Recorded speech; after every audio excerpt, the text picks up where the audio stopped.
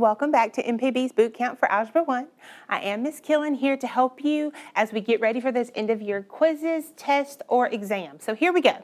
We are looking at Lesson 4 functions today, and these are our standards that deal with these functions. So let's go ahead and jump in. It says, remember, we determine if an equation is a relation or a function by how? We look at that vertical line test. We are looking at MAAP questions and in-depth questions to help us get ready for that end-of-year test. The power of annotation helps. We want to make sure that we are annotating those questions to make sure that we're understanding what is being asked and what information we're using. We are also using Mississippi Department of Education test sample questions. Expressions of equivalent. Which expression is equivalent to 3x squared plus 7x minus x plus 4 squared minus 9?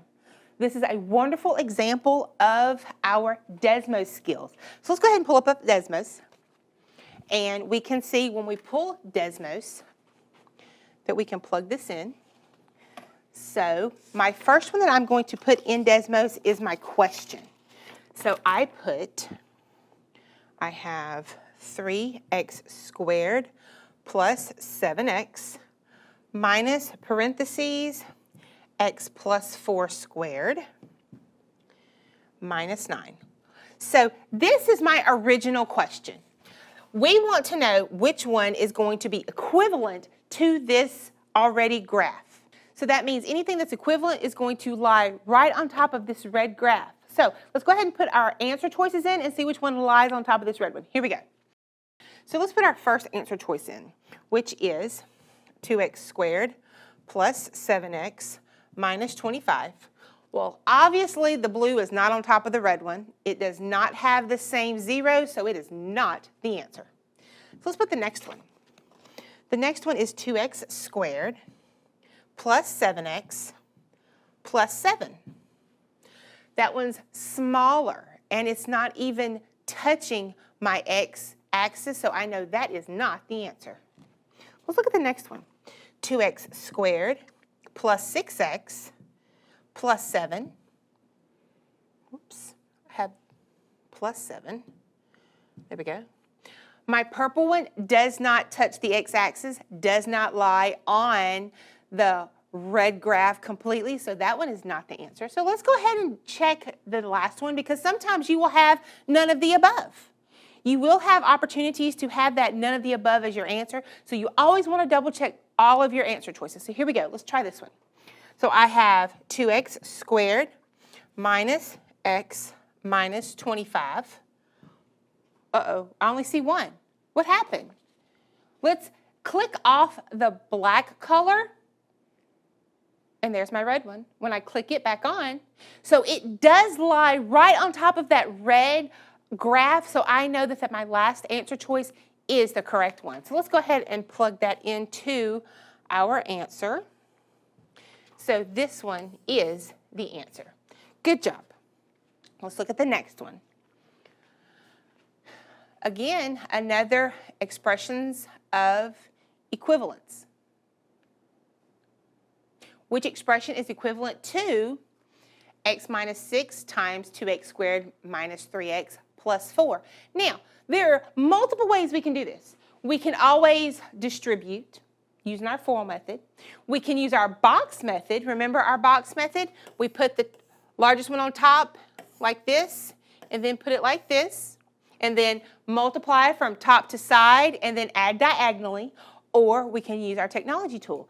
I'm going to say for time, let's use our technology tool. In Desmos again, I am going to put in our original question. So I've got parentheses x minus 6 times 2x squared minus 3x plus 4, close parentheses.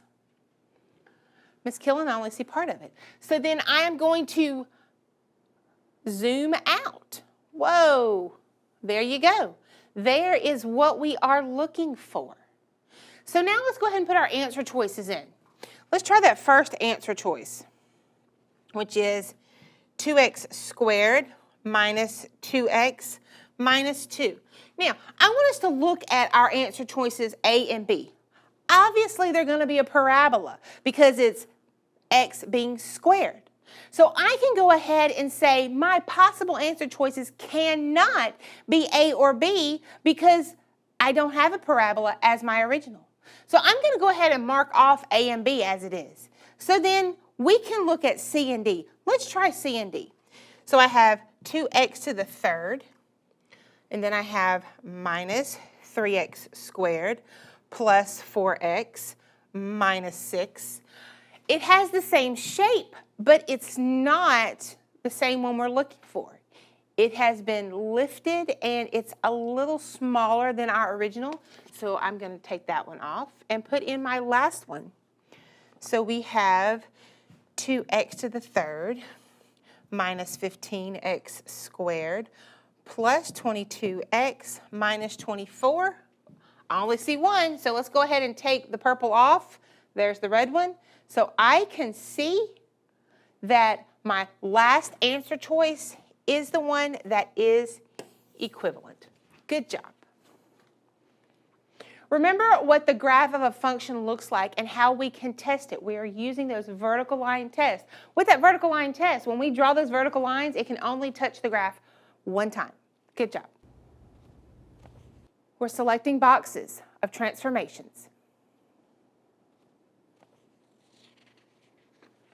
So if I have the parent function f of x equals x squared, anything that I do to that x squared is going to transform it some way. Remember, if I transform it exactly to, even plus or minus, I'm going left or right. If I am adding or subtracting away from that x squared, I'm going up or down. So let's see. X squared minus 9 over 7. So that would be up or down. So it's going to be a vertical translation. Good job. The next one, what am I doing? I have a negative. Now, what are we doing with a negative? I am doing some type of what? Maybe a reflection. So if I have a negative put in front of my parenthesis, that is my reflection. Good job. Now look at the next one. I am adding inside of the parentheses. When I am adding inside the parentheses, I am going left or right. Since I am adding, I am going to the left. So that is a horizontal. Now let's look at this last one. I'm adding inside the parentheses and I'm adding outside the parentheses. So not only do I have a vertical translation, which is on the outside, I have a horizontal translation, which is on the inside. Good job. Can you solve which is a function?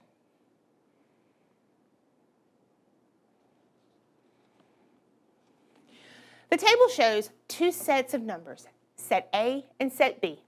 Which values of x would result in set B being a function, the value in set A? So select function or no function or not function for each value of x. So if I am trying to figure out what my x can be, my set A is my x values, my B set is my y values. And what do I know about a function? Every input can only have one output, that's right. So -3, I already have a -3, so that cannot make it a function. -2, I don't see a -2, so that would make it a function. I do not see a +1, so that would make it a function. I do see a +2 already, so that one would not make it a function. And 3, I do not see a +3, so that would make it a function. So I am using the numbers on the bottom to see which one of them would make this a true function. Remember, one input, one output. Good job. Describing the graph. Given the function g of x equals the square root of x, what describes the graph t of x after it's been translated 7 units down? So that means my t of x would equal my parent function, and to go down, I subtract away from the x. Do I have one that looks like that or means the same thing? Yes, I do. I'm subtracting 7 or a negative 7, and then that x, the square root of x is positive. So I would say that my possible answer choice is 3. Good job. Let's look at the next. Transformations. Which of the following functions describe the graph y equals g of x, translated 2 units to the left? So if I'm going to the left, that means I'm adding. And if I am doing a horizontal, that means I'm inside the parentheses with my x. So I'm adding. So this and this cannot be the answer. And since I'm translating horizontally, it has to be inside the parentheses. My only option is B. Good job.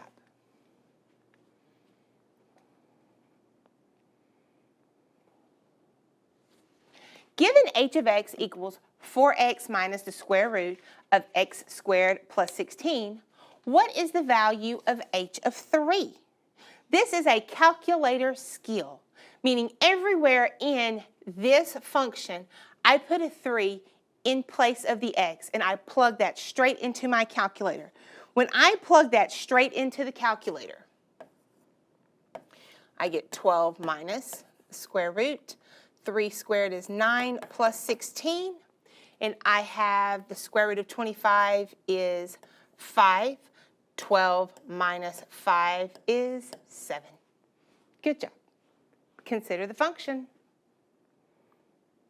Given g of x equals x squared minus 7x plus 4, what is g of negative 3? Same thing. Everywhere I see an x, I am plugging in a negative 3. This is a simple calculator skill. I would store my negative 3 as x, so I put negative 3, this store button, x, and press enter, and then plug into my calculator exactly what is written.